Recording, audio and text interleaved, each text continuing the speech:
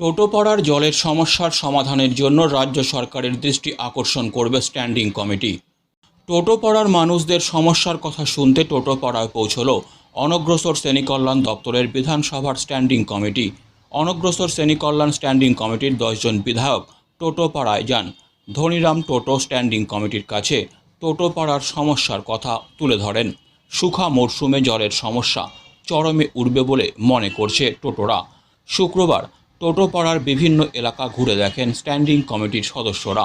এদিন অনগ্রসর শ্রেণী কল্যাণ দপ্তরের বিধানসভার স্ট্যান্ডিং কমিটির চেয়ারম্যান তথা রাজগঞ্জ বিধানসভার বিধায়ক খগেশ্বর রায় জানান, টোটোপাড়ার অনেক সমস্যার সমাধান করা হয়েছে।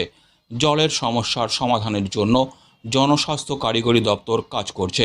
আমরাও রাজ্য সরকারের এই বিষয়ে দৃষ্টি আকর্ষণ করব। পিছনে আমরা নিশ্চয়ই আপনারা জানেন, আমরা পরশুদিন থেকে শুরু হয়েছি পশ্চিমবঙ্গ বিধানসভার বিসিডব্লিউ স্ট্যান্ডিং কমিটির পক্ষ থেকে।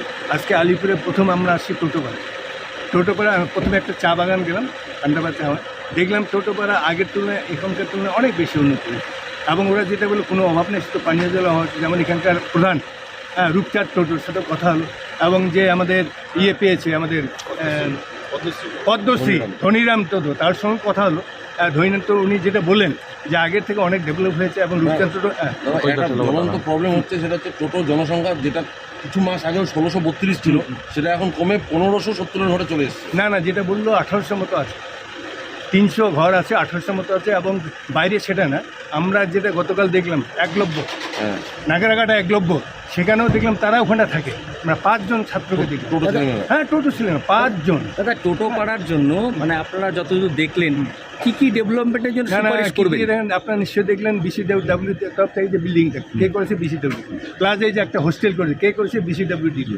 আরও কী করে, যেমন পানীয় জলের কিছুটা সমস্যা আছে। আরও কী ওনাদের বলা হলো, এখানকার প্রধান রামচাঁদ টোটোকে বলা হলো, এবং পিও ম্যাডাম আছে, তাদেরকে বলা হলো এই টোটো পাড়া আরও কী প্রয়োজন, এই মানুষের কী প্রয়োজন, সব কিছু প্রয়োজন এখানকার যে পিও আছে, পিওকে জানাবে। আমরা বিসিডব্লিউতে সমস্যা, জলের একটা মারাত্মক সমস্যা দেখলাম তো। জলে অনেক নিচে, তো অনেক নিচে জলটাই সমস্যা। তবু চেষ্টা করা হবে কী করে জলটা তাদের দেওয়া যায় পানীয় জল।